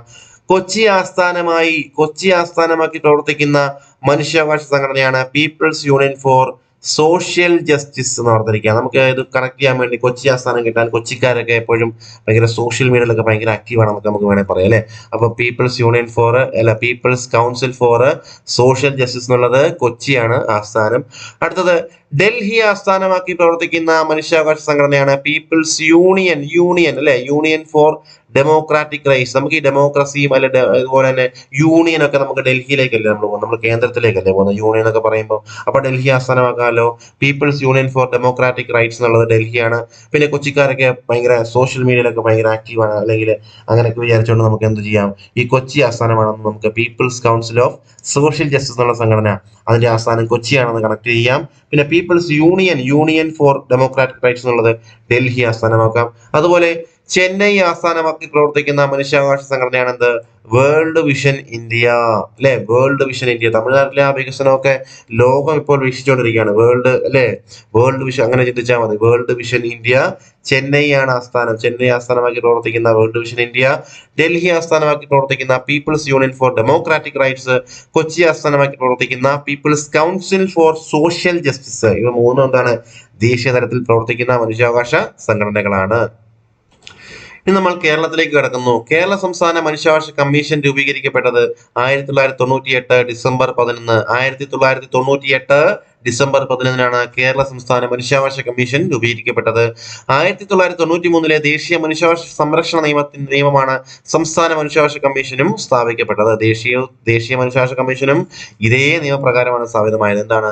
1993 ദേശീയ മനുഷ്യാവകാശ സംരക്ഷണ നിയമത്തിന്റെ അടിസ്ഥാനത്തിലാണ് ദേശീയ സംസ്ഥാന മനുഷ്യാവകാശ കമ്മീഷനുകൾ രൂപീകരിക്കപ്പെട്ടത്. കേരള സംസ്ഥാന മനുഷ്യാവകാശ കമ്മീഷൻ രൂപീകരിക്കപ്പെട്ടത് 1998 ഡിസംബർ മാസം 11. അടുത്ത ചോദ്യം, സംസ്ഥാന മനുഷ്യാവകാശ കമ്മീഷൻ അധ്യക്ഷൻ ഉൾപ്പെടെ എത്ര അംഗങ്ങളുണ്ട്? 3 പേരാണ്. 3 പേര്. അതില് ഒരു അധ്യക്ഷനും 2 അംഗങ്ങളും ഉൾക്കൊള്ളുന്നതാണ് ഈ 3 പേര്. സംസ്ഥാന മനുഷ്യാവകാശ കമ്മീഷനിൽ മൊത്തം 3 പേര് അല്ലെ. ഒരു അധ്യക്ഷനും 2 അംഗങ്ങളും. ഓക്കെ, സംസ്ഥാന മനുഷ്യാവകാശ കമ്മീഷൻ അധ്യക്ഷനാകാനുള്ള യോഗ്യത എന്താണ്? ഹൈക്കോടതി ചീഫ് ജസ്റ്റിസ് അല്ലെങ്കിൽ ഹൈക്കോടതി ജഡ്ജ് ആയിട്ടുള്ള വ്യക്തി. എന്ന് പറഞ്ഞാൽ എന്താണ്? റിട്ടയർ ആയ ഹൈക്കോടതി ചീഫ് ജസ്റ്റിസോ അല്ലെങ്കിൽ ഹൈക്കോടതി ജഡ്ജോ ആരാകാം? സംസ്ഥാന മനുഷ്യാവകാശ കമ്മീഷൻ അധ്യക്ഷനാകാം. റിട്ടയർഡ് ഹൈക്കോടതി ചീഫ് ജസ്റ്റിസ് അല്ലെങ്കിൽ റിട്ടയർഡ് ഹൈക്കോടതി ജഡ്ജ് അവർക്ക് ആരാകാം? സംസ്ഥാന മനുഷ്യാവകാശ കമ്മീഷൻ അധ്യക്ഷനാകാം. ഇനി മറ്റ് 2 അംഗങ്ങൾ കൂടെ ഉണ്ട് അല്ലെ. മറ്റ് 2 അംഗങ്ങൾ ഈ പറയുന്ന ചെയർമാനെ കൂടാതെ അധ്യക്ഷനെ കൂടാതെ അവരുടെ യോഗ്യത നോക്കാം. മറ്റ് 2 അംഗങ്ങളിൽ ഒരാൾ ഹൈക്കോടതി ജഡ്ജ് ആയിട്ടുള്ളതോ ഹൈക്കോടതി ജഡ്ജായി റിട്ടയർ ചെയ്ത ആളോ ആയിരിക്കണം. അതുമല്ലെങ്കിൽ സംസ്ഥാനത്തെ ജില്ലാ ജഡ്ജിയായി 7 വർഷം പ്രവൃത്തി പരിചയം ഉള്ള ആളായിരിക്കണം. ഓക്കെ, ഇനി മറ്റൊരാൾ മനുഷ്യാവകാശ മേഖലകളിൽ നല്ല പരിചയമുള്ള ആളായിരിക്കണം. അതായത് മനുഷ്യാവകാശ മേഖലയില് അറിവും പരിജ്ഞാനവും ഉള്ള ആളായിരിക്കണം മറ്റൊരാൾ ആരായിരിക്കണം? ഹൈക്കോടതി ജഡ്ജായിട്ടുള്ളതോ ഹൈക്കോടതി ജഡ്ജായി റിട്ടയർ ചെയ്ത ആളോ ആയിരിക്കണം. ഇങ്ങനെ രണ്ടുപേര്. ഇവരെ കൂടാതെ അധ്യക്ഷനാണ്. അധ്യക്ഷൻ ആരാണ്? റിട്ടയർഡ് ഹൈക്കോടതി ചീഫ് ജസ്റ്റിസ് അല്ലെങ്കിൽ റിട്ടയർഡ് ഹൈക്കോടതി ജഡ്ജായിട്ടുള്ള വ്യക്തി അധ്യക്ഷൻ. അതുപോലെ തന്നെ ഹൈക്കോടതി ജഡ്ജായിട്ടുള്ളതോ ഹൈക്കോടതി ജഡ്ജായി റിട്ടയർ ചെയ്ത ആളോ ഒരംഗം. അതുപോലെ തന്നെ ഈ പറയുന്ന ഹൈക്കോടതി ജഡ്ജോ അല്ലെങ്കിൽ ഹൈക്കോടതി ജഡ്ജായി റിട്ടയർ ചെയ്ത ആളോ അല്ലെങ്കിൽ ഈ പറയുന്ന സംസ്ഥാനത്തെ ജില്ലാ കോടതിയിൽ 7 വർഷം പ്രവൃത്തി പരിചയമുള്ള ആൾക്കോ ആരാകാം? ഒരംഗമാകാം. മറ്റൊരു അംഗം ആരാണ്? ഈ പറയുന്ന മനുഷ്യാവകാശ മേഖലയിൽ അറിവും പരിജ്ഞാനമുള്ള ഒരാള്. ഓക്കെ, അങ്ങനെ രണ്ടുപേര്. ഒപ്പം തന്നെ റിട്ടയർ ചെയ്ത ഹൈക്കോടതി ചീഫ് ജസ്റ്റിസ് അല്ലെങ്കിൽ ഹൈക്കോടതി ജഡ്ജായി റിട്ടയർ ചെയ്ത ആള് ഉൾപ്പെടെയുള്ള ഒരു അധ്യക്ഷനെ ഉണ്ടായിരിക്കും. അങ്ങനെ 2 1 3 പേര്, 2 അംഗങ്ങള്, ഒരു അധ്യക്ഷൻ, അങ്ങനെ മൊത്തം 3 പേരാണ്. അപ്പൊ ഈ 3 പേരുടെ യോഗ്യത വളരെ ഇമ്പോർട്ടന്റ് ആണ്. സംസ്ഥാനത്തിന്റെ കാര്യം ഇപ്പൊ അടുത്തിടയ്ക്ക് ഒരു പരീക്ഷയ്ക്ക് ചോദിച്ചേക്കും. അത് സംസ്ഥാന മനുഷ്യാവകാശ കമ്മീഷന്റെ ചെയർമാന്റെ അല്ലെങ്കിൽ അധ്യക്ഷന്റെ യോഗ്യത എന്താണ്? റിട്ടയർഡ് ഹൈക്കോടതി ചീഫ് ജസ്റ്റിസ് അല്ലെങ്കിൽ റിട്ടയർഡ് ഹൈക്കോടതി ജഡ്ജ്. റിട്ടയർഡ് ഹൈക്കോടതി ചീഫ് ജഡ്ജ് എന്ന് ചോദിക്കും. എന്ന് പറഞ്ഞാലും ചീഫ് ജസ്റ്റിസ് തന്നെയാണ്. റിട്ടയർഡ് ഹൈക്കോടതി ചീഫ് ജസ്റ്റിസ് അല്ലെങ്കിൽ റിട്ടയർഡ് ഹൈക്കോടതി ജഡ്ജ് ആരാണ്? അധ്യക്ഷൻ. ഇനി അംഗങ്ങൾ ബാക്കി 2 പേരുണ്ടല്ലോ. അംഗങ്ങളിൽ ഒരാൾ എന്താണ്? ഹൈക്കോടതി ജഡ്ജ് അല്ലെങ്കിൽ ഹൈക്കോടതി ജഡ്ജായി റിട്ടയർ ചെയ്ത ആൾ ഒരംഗം. അതുപോലെ തന്നെ അദ്ദേഹത്തോടൊപ്പം വേണമെങ്കിൽ മറ്റൊരു ക്വാളിറ്റി ഇവിടെ പറയുന്നു. എന്താണ്? അതുമല്ലെങ്കിൽ സംസ്ഥാനത്തെ ജില്ലാ ജഡ്ജിയായിട്ട് 7 വർഷം പരിചയമുള്ള ആള്. അങ്ങനെ ഒരാൾക്കും എന്താകാം? ഒരംഗമാകാം അല്ലെ. മറ്റൊരംഗം ആരാണ്? മനുഷ്യാവകാശ മേഖലയിൽ ഈ പറഞ്ഞ അറിവും പരിജ്ഞാനമുള്ള ഒരാള്. അങ്ങനെ 2 പേര്, പിന്നെ അധ്യക്ഷൻ ഉൾപ്പെടെ മൊത്തം 3 പേര്. ഞാൻ ആവർത്തിച്ച് പറയുന്ന തെറ്റിപ്പോകാതിരിക്കാൻ വേണ്ടിയാണ് കേട്ടോ. ഓക്കെ, അടുത്ത ചോദ്യം. സംസ്ഥാന മനുഷ്യാവകാശ കമ്മീഷൻ ചെയർമാനെയും അംഗങ്ങളെയും നിയമിക്കുന്നത് ഗവർണറാണ്. നിയമിക്കുന്നതാരാണ്? ഗവർണറാണ്. സംസ്ഥാന മനുഷ്യാവകാശ കമ്മീഷൻ ചെയർമാനെയും അംഗങ്ങളെയും തിരഞ്ഞെടുക്കുന്ന സമിതിയുടെ അധ്യക്ഷൻ മുഖ്യമന്ത്രിയാണ്. നമ്മൾ പറഞ്ഞല്ലേ നേരത്തെ, ദേശീയ തലത്തിൽ പ്രധാനമന്ത്രിയാണ് അധ്യക്ഷൻ. സംസ്ഥാനത്തിൽ വരുമ്പോഴോ മുഖ്യമന്ത്രിയാണ് തിരഞ്ഞെടുക്കുക. അംഗങ്ങളെയും ചെയർമാനെ തിരഞ്ഞെടുക്കുന്ന സമിതിയുടെ അധ്യക്ഷൻ ആരാണ്? സംസ്ഥാന തലത്തില് മുഖ്യമന്ത്രിയാണ്. അംഗങ്ങളെ നിയമിക്കുന്നതാരാണ്? ഗവർണറാണ്. ഇനി ഈ സമിതി നോക്കാം. ഈ സമിതി ആരൊക്കെയാണ് ഈ സമിതിയിലുള്ളത്? സംസ്ഥാന മനുഷ്യാവകാശ കമ്മീഷൻ അംഗങ്ങളെ തിരഞ്ഞെടുക്കുന്ന സമിതി അംഗങ്ങൾ ആരാന്ന് നോക്കാം. ആരൊക്കെയാണെന്ന് നോക്കാം. മുഖ്യമന്ത്രിയുണ്ട്, സംസ്ഥാന ആഭ്യന്തരമന്ത്രിയുണ്ട്, നിയമസഭാ സ്പീക്കർ ഉണ്ട്, അതുപോലെ നിയമസഭയിലെ പ്രതിപക്ഷ നേതാവ് ഉണ്ട്. അങ്ങനെ 4 പേര്. ദേശീയ തലത്തിൽ 6 പേരായിരുന്നു. സംസ്ഥാന തലത്തിൽ വരുമ്പോൾ 4 പേര്. ആരൊക്കെയാണ്? മുഖ്യമന്ത്രി, സംസ്ഥാന ആഭ്യന്തരമന്ത്രി, നിയമസഭാ സ്പീക്കർ, നിയമസഭ പ്രതിപക്ഷ നേതാവ്. ഇനി നമുക്ക് ഈ ചോദ്യത്തിലേക്ക് കടക്കാം. തന്നിരിക്കുന്നവയിൽ സംസ്ഥാന മനുഷ്യാവകാശ കമ്മീഷൻ അംഗങ്ങളെ തിരഞ്ഞെടുക്കുന്ന സമിതി അംഗങ്ങൾ ആരൊക്കെയാണ്? മുഖ്യമന്ത്രിയുണ്ട്, സംസ്ഥാന ആഭ്യന്തരമന്ത്രിയുണ്ട്, നിയമസഭാ സ്പീക്കറുണ്ട്, നിയമസഭാ പ്രതിപക്ഷ നേതാവും കൂടെ ഉണ്ട്. ഇവിടെ ഓപ്ഷൻ ഇല്ല, അതുകൊണ്ട് മൊത്തം ശരിയാണ് അല്ലെ. ഇനി നമുക്ക് വളരെ ഇമ്പോർട്ടന്റ് ആയിട്ടുള്ള കാര്യമാണ് ഞാൻ പറയാൻ പോകുന്നത്. ശ്രദ്ധിച്ചു കേട്ടോളൂ. നിയമസഭാ കൗൺസിൽ ഉള്ള സംസ്ഥാനങ്ങളുടെ സമിതിയിൽ, നിയമസഭാ കൗൺസിൽ ഉള്ള സംസ്ഥാനങ്ങൾ എന്ന് പറഞ്ഞു കഴിഞ്ഞാൽ നമുക്കറിയാം ഇന്ത്യയിൽ 6 സംസ്ഥാനങ്ങൾ എന്താണ്? അതുപോലെ ബൈക്യാമറൽ സിസ്റ്റം അഥവാ ദ്വിമണ്ഡല നിയമനിർമ്മാണ സഭയുണ്ട് അല്ലെ. അവിടെ അഡീഷണൽ ആയിട്ട് എന്തുണ്ട്? നിയമസഭാ കൗൺസിൽ ഉണ്ട്. നിയമസഭാ കൗൺസിൽ സംസ്ഥാനങ്ങളുടെ സമിതിയിൽ ഇവർക്ക് പുറമെ നിയമസഭാ കൗൺസിൽ ചെയർമാന്, അതുപോലെ നിയമസഭാ കൗൺസിൽ പ്രതിപക്ഷ നേതാവ്, അങ്ങനെ 6 പേരുണ്ടായിരിക്കും ഈ പറയുന്ന സംസ്ഥാന മനുഷ്യാവകാശ കമ്മീഷൻ അംഗങ്ങളെ തിരഞ്ഞെടുക്കുന്ന സമിതിയിൽ. എവിടെയാണ്? ദ്വിമണ്ഡല നിയമനിർമ്മാണ സഭയുള്ള സംസ്ഥാനങ്ങളിൽ 6 പേരുണ്ടായിരിക്കും സമിതിയിൽ. അഡീഷണൽ ആയിട്ട് ആരൊക്കെയുണ്ടെന്നാ പറഞ്ഞത്? നിയമസഭാ കൗൺസിൽ ചെയർമാനും നിയമസഭാ കൗൺസിൽ പ്രതിപക്ഷ നേതാവും ഉണ്ടായിരിക്കും. അങ്ങനെ 6 പേരുണ്ടായിരിക്കും. എവിടെ? ദ്വിമണ്ഡല നിയമനിർമ്മാണ സഭയുള്ള സംസ്ഥാനങ്ങളിൽ അഥവാ ബൈക്യാമറൽ സിസ്റ്റമുള്ള സംസ്ഥാനങ്ങളിൽ 6 പേരുണ്ടായിരിക്കും ഈ സമിതിയിൽ. അങ്ങനെ നമ്മുടെ കേരളം പോലെയുള്ള സംസ്ഥാനങ്ങളിൽ എന്താണ്? 4 പേരേ ഉള്ളൂ അല്ലെ. 4 പേര്. ആരൊക്കെയാണ്? മുഖ്യമന്ത്രി, സംസ്ഥാന ആഭ്യന്തരമന്ത്രി, നിയമസഭാ സ്പീക്കർ, നിയമസഭാ പ്രതിപക്ഷ നേതാവ്. അപ്പൊ ഞാൻ പറഞ്ഞു ദ്വിമണ്ഡല നിയമനിർമ്മാണ സഭ എന്നല്ലേ. അപ്പം ഈ ദ്വിമണ്ഡല നിയമനിർമ്മാണ സഭയുള്ള സംസ്ഥാനങ്ങൾ ഏതൊക്കെയാണെന്ന് നമുക്ക് പഠിച്ചു വെക്കാം. ഒരു കോഡില് പഠിച്ചു വെക്കാം. നോക്കിയാട്ടെ, ഇന്ത്യയില് ദ്വിമണ്ഡല നിയമനിർമ്മാണ സഭയുള്ള സംസ്ഥാനങ്ങളാണ്. അതിന്റെ ഒരു കോഡാണ് TKUMBA. പണ്ട് നമ്മൾ ഈ പറയുന്ന ജമ്മു കാശ്മീരും ഇതിന്റെ ഭാഗമായിരുന്നു. അപ്പം ഈ KT അംബുജ എന്നൊക്കെ ഒരു കോഡ് ഉണ്ടായിരുന്നു. പക്ഷെ ആ കോഡ് ഇപ്പോൾ ആപ്ലിക്കബിൾ അല്ല. കാരണം എന്താ? ജമ്മു കാശ്മീർ ഇപ്പോൾ സംസ്ഥാനമല്ല. നമ്മൾ പഠിക്കുന്നത് എന്താ? അതായത് ദ്വിമണ്ഡല നിയമനിർമ്മാണ സഭ അല്ലെങ്കിൽ ബൈക്യാമറൽ സിസ്റ്റം ഉള്ള സംസ്ഥാനങ്ങൾ ഏതൊക്കെയാണെന്നാണ് അല്ലെ. അപ്പൊ നിലവില് 6 സംസ്ഥാനങ്ങളിലാണ് എന്തുള്ളത്? ഈ പറയുന്ന ദ്വിമണ്ഡല നിയമനിർമ്മാണ സഭയുള്ളത്. അതിന്റെ ഒരു കോഡാണ്. ഞാൻ പറയുന്നത് ഓർത്തിരുന്നേ. അതായത് ഒരാള് MBA കോഴ്സ് ചെയ്തു. ആ MBA കോഴ്സിന്റെ അടിസ്ഥാനത്തിൽ അദ്ദേഹത്തിന് നല്ലൊരു ജോലി കിട്ടിയെന്ന് സങ്കല്പിക്കുക. അപ്പൊ ആ MBA കോഴ്സ് പഠിച്ചതുകൊണ്ടാണ് അയാൾക്ക് നല്ലൊരു ജോലി കിട്ടിയത്. അപ്പൊ അയാൾ ആ MBA ആ ഒരു കോഴ്സിനോട് പറയാണ് താങ്ക് യു MBA. എന്താ പറയുന്നത്? താങ്ക് യു MBA എന്ന് പറയുന്നു. അപ്പൊ താങ്ക് യു എന്നുള്ളത് എഴുതുമ്പോൾ TKU എന്നാണ് എഴുതേണ്ടത് കേട്ടോ. TKU എന്താണ്? TKU എന്ന് എഴുതുന്നു. ഓക്കെ, TKU എന്ന് എഴുതുന്നു. പിന്നെ MBA. അപ്പൊ ഇനി നോക്കാം നമുക്ക്. TKU എന്ന് പറഞ്ഞു കഴിഞ്ഞാൽ തെലങ്കാന, കർണാടക, ഉത്തർപ്രദേശ്. പിന്നെ MBA എന്ന് പറഞ്ഞാൽ മഹാരാഷ്ട്ര, ബീഹാർ, ആന്ധ്ര. അപ്പോൾ TKU എന്ന് പറഞ്ഞു കഴിഞ്ഞാൽ T for Telangana, K Karnataka, അതുപോലെ തന്നെ U Uttar Pradesh, M Maharashtra, B Bihar, A Andhra Pradesh. അങ്ങനെ 6 സംസ്ഥാനങ്ങൾ. ഒന്നുകൂടെ പറയാം: തെലങ്കാന, കർണാടക, ഉത്തർപ്രദേശ്. MBA എന്ന് പറഞ്ഞാൽ മഹാരാഷ്ട്ര, ബീഹാർ, ആന്ധ്രാപ്രദേശ്. ഇതിൽ പ്രത്യേകം ഓർത്തിരിക്കേണ്ട കാര്യം, നമ്മുടെ തെക്കേന്ത്യൻ സംസ്ഥാനങ്ങൾ 3 ഇതിലുണ്ട് അല്ലെ. തെലങ്കാനയുണ്ട്, കർണാടകയുണ്ട്, ആന്ധ്രയുണ്ട്. ആന്ധ്രയും തെലങ്കാനയും തമ്മിൽ തെറ്റിപ്പോത്തില്ല, അത്രയും കണക്റ്റഡ് ആണല്ലോ. ആന്ധ്രാപ്രദേശ്, തെലങ്കാന, പിന്നെ കർണാടകയും ഉണ്ട് അല്ലെ. അങ്ങനെ 3 നമുക്ക് കിട്ടി. ബാക്കി 3 ഉള്ളു അല്ലെ. ആ ബാക്കി 3 ഏതാണ്? ഉത്തർപ്രദേശ്, മഹാരാഷ്ട്ര, ബീഹാർ. ഇനി കോഡൊന്നും ഇല്ലാതെ തന്നെ പഠിച്ചു വയ്ക്കാം. ഓക്കെ, നമ്മുടെ തെക്കേന്ത്യൻ സംസ്ഥാനങ്ങളായിട്ടുള്ള ആന്ധ്രാപ്രദേശ്, തെലങ്കാന, കർണാടക, അതുപോലെ തന്നെ മഹാരാഷ്ട്ര, ബീഹാർ, ഉത്തർപ്രദേശ്. എന്നാലും സിമ്പിൾ കോഡാണ്, നമുക്ക് ഓർത്തിരിക്കുക അല്ലെ. TKU MBA, thank you MBA എന്ന് പറയുന്നു. അപ്പൊ TKU തെലങ്കാന, കർണാടക, UP. ഇനി MBA എന്ന് പറഞ്ഞാൽ മഹാരാഷ്ട്ര, ബീഹാർ, അതുപോലെ ആന്ധ്രാപ്രദേശ്. ഓക്കെ അല്ലേ? അപ്പൊ എല്ലാവരും ഈ കോഡ് ഒന്നുകൂടെ ഒന്ന് പോസ് ചെയ്തിട്ട് നോക്കി മനസ്സിൽ ഉറപ്പിച്ച് അങ്ങ് പഠിച്ചാൽ മതി. ഈ 6 വളരെ ഇമ്പോർട്ടന്റ് ആണ്. താഴെ തന്നെ തന്നിരിക്കുന്നവയിൽ സമീപകാലത്ത് ഒരു പരീക്ഷയ്ക്ക് ചോദിച്ചിരുന്നു, ദ്വിമണ്ഡല നിയമനിർമ്മാണ സഭ ഉള്ള സംസ്ഥാനങ്ങളിൽ പെടാത്തത് ഏതെന്ന് അല്ലെ. എനിക്കൊന്ന് മഹാരാഷ്ട്രയ്ക്ക് പകരം വേറെന്തോ കൊടുത്തിരുന്നത്, മധ്യപ്രദേശ് ആണെന്നോ കൊടുത്തിരുന്നത്. അപ്പൊ അതുകൊണ്ട് അതോട് ഓർത്തിരിക്കണം. വീണ്ടും ചോദിക്കുന്നുണ്ട് ഈ ചോദ്യം. ഓക്കെ, അപ്പൊ അതുകൊണ്ടാണ് ഇവിടെ പറയുന്നത്, നിയമസഭാ കൗൺസിലുള്ള സംസ്ഥാനങ്ങളുടെ സമിതിയിൽ ഇവർക്ക് പുറമെ എന്തുണ്ട്? നിയമസഭാ കൗൺസിൽ ചെയർമാനും നിയമസഭാ കൗൺസിൽ പ്രതിപക്ഷ നേതാവും ഉണ്ടായിരിക്കും ഈ പറയുന്ന സമിതിയിൽ. അതുകൊണ്ടാണ് അത്തരത്തിലുള്ള ഈ 6 സംസ്ഥാനങ്ങളിൽ മുകളിൽ പറയുന്ന 4 പേർക്ക് പുറമെ ഈ 2 പേരും കൂടെ ഉണ്ട്. അങ്ങനെയാണ് 6 പേര് വരുന്നത്. ഓക്കെ, അല്ലാത്ത നമ്മുടെ കേരളം പോലെയുള്ള സംസ്ഥാനങ്ങളിൽ മൊത്തം ഈ പറയുന്ന 4 പേരുകൾ: മുഖ്യമന്ത്രി, ആഭ്യന്തരമന്ത്രി, നിയമസഭാ സ്പീക്കർ, നിയമസഭയിലെ പ്രതിപക്ഷ നേതാവ്. ഇനി ദ്വിമണ്ഡല നിയമനിർമ്മാണ സഭയുള്ള ഇതിലോ അല്ലെങ്കിൽ നിയമസഭാ കൗൺസിലോ സംസ്ഥാനങ്ങളിലോ ഇവർക്ക് പുറമെ ആരുണ്ട്? നിയമസഭാ കൗൺസിൽ ചെയർമാനുമുണ്ട്, നിയമസഭാ കൗൺസിൽ പ്രതിപക്ഷ നേതാവുമുണ്ട്. അങ്ങനെ 6 പേര്. ഓക്കെ, പൊതുവെ 4 പേരാണ്. അതുകൊണ്ട് എത്ര പേരാണെന്ന് ചോദിക്കത്തില്ല PSC. എത്ര പേര് സംസ്ഥാന തലത്തില് ഈ പറയുന്ന, ദേശീയ തലത്തിലാണ് 6 പേര്. ഓക്കെ, അത് ഒരു ചോദ്യം തന്നെയാണ്, ചോദിച്ചിട്ടുമുണ്ട്. ഓക്കെ, സംസ്ഥാന തലത്തിൽ എത്ര പേരുണ്ട് ഈ സമിതിയിൽ ചോദിക്കത്തില്ല. അങ്ങനെ ചോദിച്ചു കഴിഞ്ഞാൽ, കാരണം നിയമസഭാ കൗൺസിൽ അഥവാ ദ്വിമണ്ഡല നിയമനിർമ്മാണ സംസ്ഥാനത്തില് 6 പേരുള്ളത് കൊണ്ട് 4ഉം 6ഉം ഉത്തരം വരാം. അതുകൊണ്ട് തെറ്റാണ്. അപ്പൊ അങ്ങനെ ചോദിക്കത്തില്ല.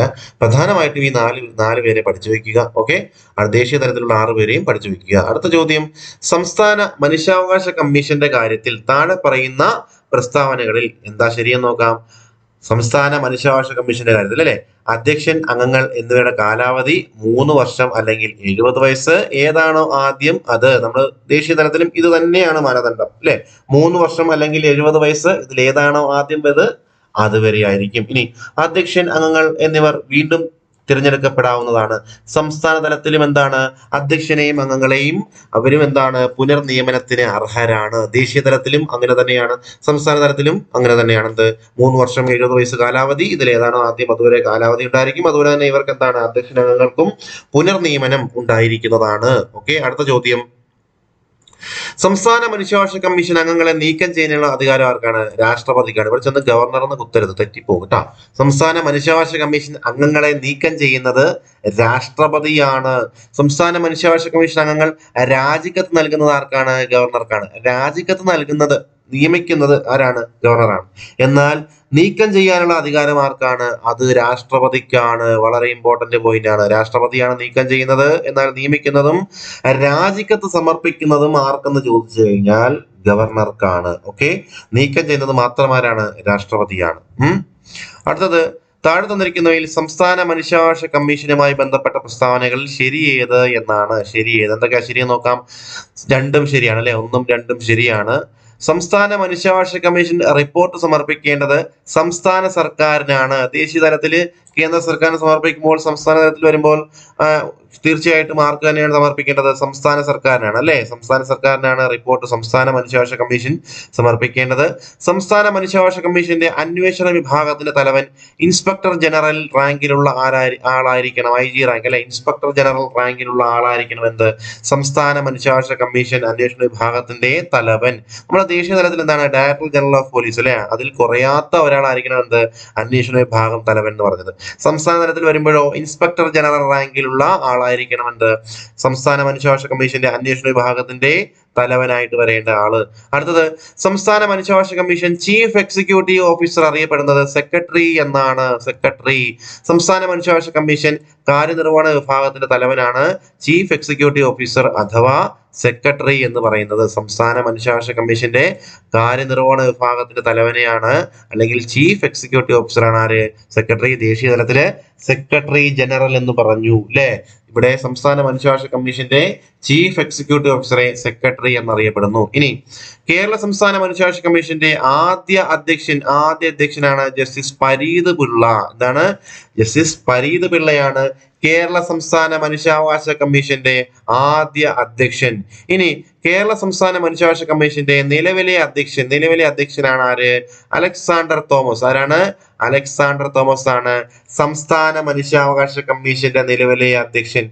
ദേശീയ മനുഷ്യാവകാശ കമ്മീഷന്റെ നിലവിലെ അധ്യക്ഷ ആരാണ്? വിജയഭാരതി സയാനിയാണ്. ഈ വിജയഭാരതി സയാനി എന്നുള്ളത് ആക്ടിംഗ് അധ്യക്ഷയാണ്. ആര്? വിജയഭാരതി സയാനി. സംസ്ഥാന തലത്തിലോ അലക്സാണ്ടർ തോമസ്. ഓർത്തിരിക്കുക, സംസ്ഥാന തലത്തില് അലക്സാണ്ടർ തോമസ്, ദേശീയ തലത്തില് വിജയഭാരതി സയാനി. ഓക്കെ. അടുത്തത് കേരള സംസ്ഥാന മനുഷ്യാവകാശ കമ്മീഷന്റെ ആസ്ഥാനമാണ് തിരുവനന്തപുരം. കേരള സംസ്ഥാന മനുഷ്യാവകാശ കമ്മീഷന്റെ ആസ്ഥാനം തിരുവനന്തപുരമാണ്. അപ്പോൾ ഈ ഒരു ചോദ്യത്തോടു കൂടി നമ്മുടെ ദേശീയ സംസ്ഥാന മനുഷ്യാവകാശ കമ്മീഷനുമായി ബന്ധപ്പെട്ട ക്ലാസ് ഇവിടെ പൂർണ്ണമാവുകയാണ്. നിങ്ങൾ ഈ ക്ലാസ് വേണ്ട രീതിയിൽ ആവർത്തിച്ച് കണ്ട് അത് പ്രയോജനപ്പെടുത്തുക. അതുപോലെ നിങ്ങളുടെ സുഹൃത്തുക്കളിലേക്ക് ചാനൽ എത്തിച്ചു കൊടുക്കുക. അതുപോലെ നിങ്ങളുടെ വിലയേറിയ അഭിപ്രായങ്ങൾ കമന്റ് രൂപത്തിൽ രേഖപ്പെടുത്തി അറിയിക്കുക. പിന്നെ എന്തെങ്കിലും പോരായ്മകൾ ഉണ്ടെങ്കിൽ തീർച്ചയായിട്ടും പറയുവാൻ മടിക്കരുത്. അതുപോലെ തന്നെ എന്താ പറയണ്ടേ, സുഹൃത്തുക്കളിലേക്ക് ചാനൽ എത്തിച്ചു കൊടുക്കാൻ മറക്കരുത്. ക്ലാസ്സുകൾ കാണുന്ന എല്ലാവരും ചാനൽ സബ്സ്ക്രൈബ് ചെയ്യുവാൻ വിട്ടുപോകരുത്. സപ്പോർട്ട് ചെയ്യുന്ന എല്ലാവർക്കും ഹൃദയത്തിന്റെ ഭാഷയിൽ ഞാൻ ആത്മാർത്ഥമായി നന്ദി അറിയിക്കുന്നു. Thank you.